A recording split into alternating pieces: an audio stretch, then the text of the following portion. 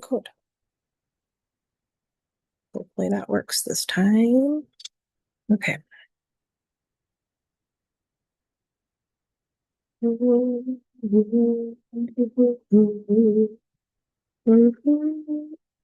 Oh my gosh. I don't know what happened there. There we go.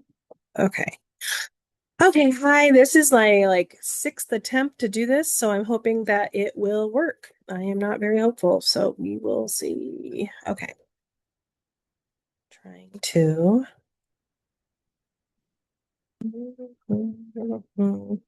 Okay. Hi, my name is Jill Edwards. This is case study chapter 1, Little Miss Muffet. Hi. Today I'm going to analyze the nursery rhyme Little Miss Muffet using different developmental psychology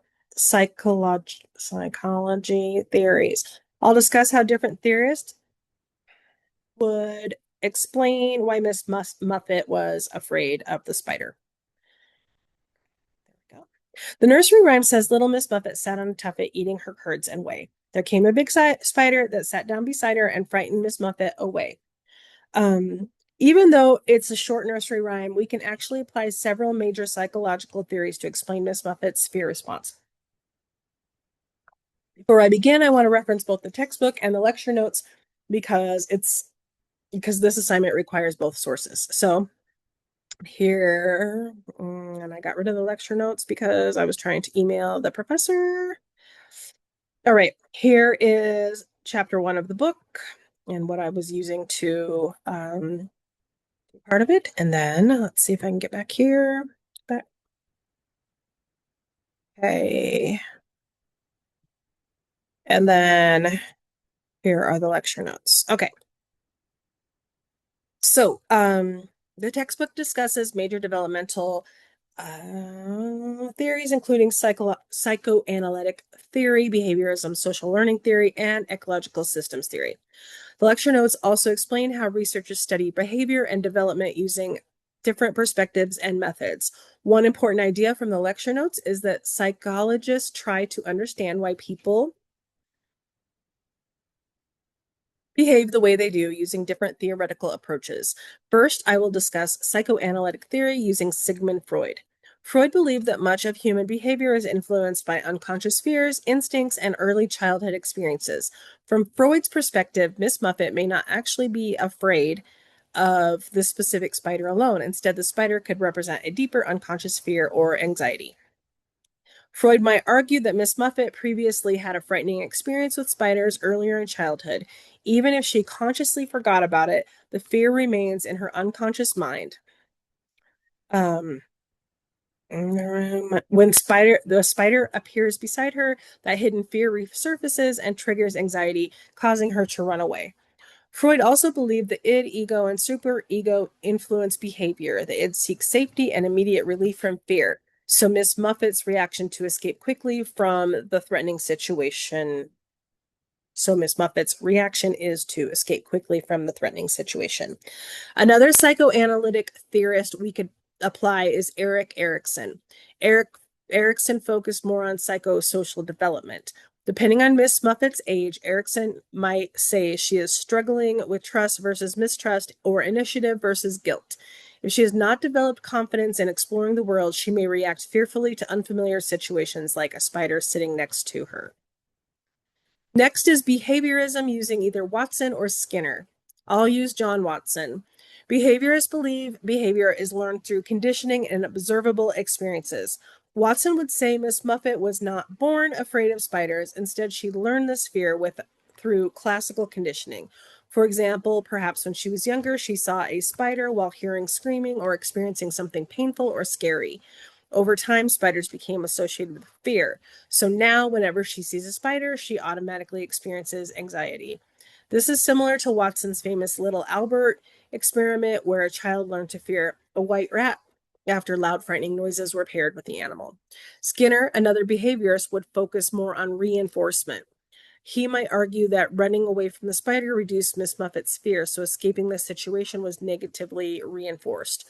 Because fleeing helped her feel safer, she is now more likely to run away again in future spider encounters. Next is Albert Bandura. Bandura believed people learn behaviors by observing others. According to Bandura, Miss Muffet may have learned to fear spiders by watching parents, siblings, or other adults react fearfully around spiders. For example, if her mother screamed when she saw a spider, Miss Muffet could imitate that behavior. She learned that spiders are dangerous based on observation rather than direct experience. Bandura would also emphasize modeling. Children copy behaviors they see rewarded or accepted by others. If people around Miss Muffet consistently react dramatically to spiders, she may have learned that fear is the expected response. This theory is important because it shows children can learn emotional reactions simply through observation without experiencing harm. Finally, I'll discuss Bronfenbrenner's ecological systems theory. Bronfenbrenner believed that development is shaped by multiple environmental systems. The microsystem includes immediate environments like family and home. If Miss Muffet grew up in a household where spiders were considered dangerous or disgusting, that would directly influence her fear. The mesosystem involves interaction between parts of her life, such as home and school.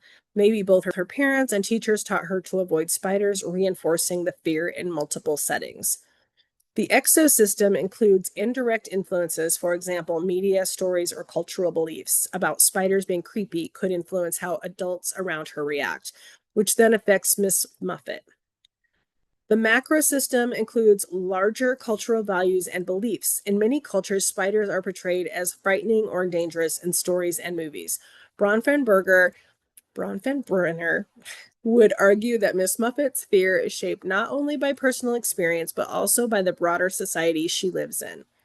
Finally, the Chronos system looks at changes over time. If Miss Muffet repeatedly experiences fearful spider encounters throughout her life, those experiences could strengthen her fear over time. So, in conclusion, each theorist explains Miss Muffet's fear differently. Freud focuses on unconscious fears and early experiment experiences. Behaviorists focus on learned associations and reinforcement. Bandura emphasizes observational learning and modeling, and Bronfenbrenner examines how environmental systems and culture shape behavior. Even though this is just a simple nursery rhyme, these theories help show how psychologists use different perspectives to explain human behavior and development. Again, my name is Jill Edwards. This is my case study for chapter 1, and hopefully it worked this time, because this is like, I don't even know how many attempts I've done at this point. Thank you so much for watching. Okay, here we go. Let's see.